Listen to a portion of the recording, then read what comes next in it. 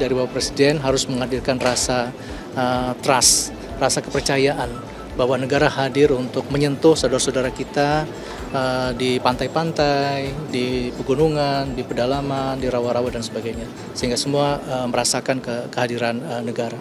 Pertama kami ingin tegaskan bahwa Bapak Presiden memiliki komitmen yang kuat untuk langsung menghandle, mengelola Papua. Mengelola Papua tentu di dalam agenda yang menyeluruh, yang terintegrasi, baik agenda Papua dalam konteks global, di dalam konteks nasional, integrasi antara kebijakan lintas kementerian, private sector, maupun juga konsolidasi ke tingkat provinsi maupun kabupaten. Sehingga perhatian dari Bapak Presiden ingin bahwa Komite Eksekutif Percepatan Pembangunan Otonomi Khusus ini mengelola hal-hal yang tentu menjadi agenda-agenda strategis di Papua. Apakah agenda yang sudah selama ini menjadi payung kita adalah otonomi khusus, kemudian bagaimana otonomi khusus ini berjalan dengan baik.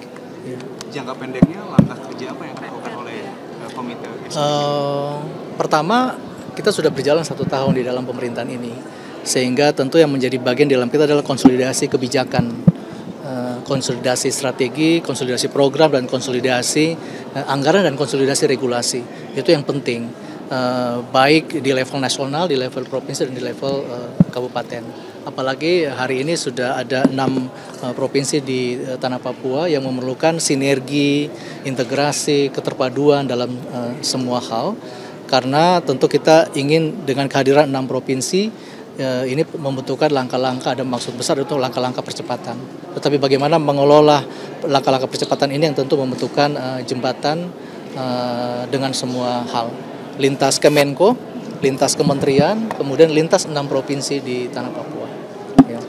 Dan tentu yang menjadi bagian kita adalah bahwa lembaga ini hadir karena langsung di bawah Bapak Presiden, sehingga tentu agenda-agenda strategis yang menjadi agenda strategis 5 Astacita dalam konteks Papua akan kita wujudkan, kita kawal bersama dengan menteri-menteri sektoral yang lain, bersama dengan 6 gubernur yang lain.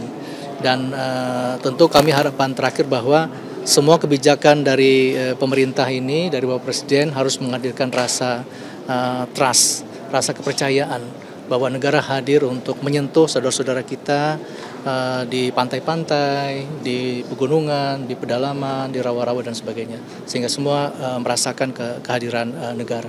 Dalam pembangunan Papua ini yang menjadi prioritas utamanya di bidang apa saja yang diperintahkan oleh Presiden? Tentu untuk 5 tahun ini kita sudah memiliki agenda besar, yaitu di Astacita ada 8 agenda besar yang kemudian coba akan kita kawal dalam konteks politik, dalam pemerintahan, kemudian di dalam konteks infrastruktur, kemudian dalam konteks ekonomi dan pertumbuhan kewilayahan, dan juga aspek-aspek yang lebih bersifat soft, ya seperti sport, olahraga, gender, kemudian juga di bidang ekonomi kreatif. Sehingga kami sangat senang karena anggota kami sangat beragam. Ada senior kami, Kakak Paulus Waterpau, Kak Arisia Saleh, kemudian ada Bapak John Gulbagepse, ada beragam, baik di militer, di TNI, di kepolisian, kemudian di rekam jejak di karir birokrasi, di karir di dunia ekonomi kreatif, sehingga itu menandakan bahwa kami akan menyentuh semua simpul-simpul sosial, akan menyentuh semua segmen-segmen yang beragam, dari level anak muda sampai juga level persoalan-persoalan yang high politics. Tapi intinya bahwa Bapak Presiden memiliki komitmen untuk Papua yang dalam bahasa kami Astacita kontekstual Papua yang kami akan kawal, tentang harmonisasi, tentang sinergi, pengawasan, dan evaluasi. Nah, dari segi pengawasannya itu bagaimana, Mas? Apakah akan melibatkan banyak pihak atau seperti apa, Mas? Iya, pengawasan ini kan ada konteksnya, pengawasan internal di masing-masing kementerian, di masing-masing Pemda yang harus kita optimalkan terus aspek pengawasan internal. Tapi kemudian kedua juga tentu adalah pengawasan sosial. Pengawasan sosial ditandai tentu dengan bagaimana peran serta masyarakat, aspirasi, tadi ada catatan juga ya, kita akan brainstorming dengan berbagai simbol-simbol sosial sehingga mendapatkan persoalan-persoalan real dari bawah, dan itu kita akan anggap sebagai sebuah pengawasan sosial. Dan terakhir tentu dengan berbagai lembaga-lembaga yang menjalankan peran-peran fungsi pengendalian, fungsi pengawasan yang kita akan konsolidasi. Tapi yang terpenting adalah bagaimana membangun rasa percaya kita dan bagaimana negara bisa menyentuh semua simbol-simbol sosial di tanah Papua.